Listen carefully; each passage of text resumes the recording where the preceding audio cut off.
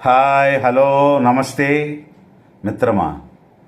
ఒక మంచి విషయం, ప్రతి తల్లిదండ్రులు తప్పక వినవలసిన విషయం.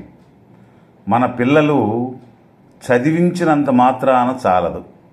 వారికి జనరల్ నాలెడ్జ్ మరియు లోకజ్ఞానం కూడా తెలియాలి. వినండి.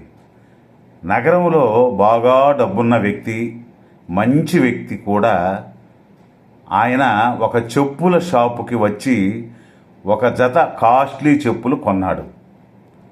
డబ్బులు ఇద్దామంటే జేబులో పర్సు మరియు ఫోను రెండూ లేవు. సేల్స్మన్తో, తమ్ముడు, నేను పర్సు, ఫోను రెండూ ఇంటి దగ్గర మరిచిపోయి వచ్చానయ్యా, చెప్పులు ప్యాక్ చేసి ఇవ్వు, రేపొచ్చి డబ్బులు ఇస్తానంటాడు. ఆ సేల్స్మన్ ఆ షాపులో చేరి 4 రోజులే అవుతుంది. పైపెచ్చు అతను ఈ ఊరి వాడు కూడా కాదు.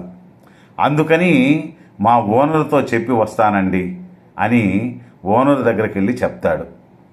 అతనికి చెప్పులు కొన్న వ్యక్తి ఎంత గొప్పవాడో తెలుసు. కానీ అతను డబ్బులు ఇవ్వడం మర్చిపోతే తిరిగి అడగనూ లేడు. అలాగని రేపు డబ్బులిచ్చి తీసుకెళ్ళమని అనలేడు.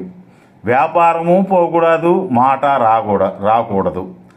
అప్పుడు ఆ యజమాని సేల్స్మన్తో, నువ్వేం చేస్తావో నాకు తెలీదు, తెలివిగా వ్యవహరించని, ఆ చెప్పులు చాలా ఖరీదైనవి, చెప్పులు ఇవ్వు, కానీ డబ్బులు మాత్రం తప్పకుండా రావాలి అని అంటాడు. ఆ సేల్స్మన్కి ఒక్క క్షణం బుర్ర పనిచేయలేదు. పాము చావాలి, కర్ర విరగకూడదు. ఎలా? ఆ తరువాత చిరునవ్వుతో వెళ్ళి చెప్పులు ప్యాక్ చేసి అతనికిచ్చి పంపేశాడు సేల్స్మ్యాన్. ఆయన కూడా సంతోషించి మర్నాడు వచ్చి డబ్బులు కట్టి తను కొన్న చెప్పుల బాక్సు సేల్స్మన్ చేతికిచ్చి, తమ్ముడు, నువ్వు పొరపాటుగా ఒక చెప్పు 8వ నంబరు, మరొక చెప్పు 9వ నంబరు ఇచ్చావయ్యా. నా చెప్పుల సైజు నంబర్ 9 కదా, చూసి 9వ నెంబర్ చెప్పుల జత తెచ్చి ఇవ్వమన్నాడు. అది విన్న షాపు ఓనరు, ఆహా, సేల్స్మన్ ఎంత తెలివిగా ఈ విషయం డీల్ చేశాడు, వ్యవహరించాడని అర్థం చేసుకొని అతని తెలివికి సమయస్ఫూర్తికి మెచ్చుకొని మొదట అనుకున్న శాలరీ కన్నా ఎక్కువ ఇవ్వడం మొదలుపెట్టాడు.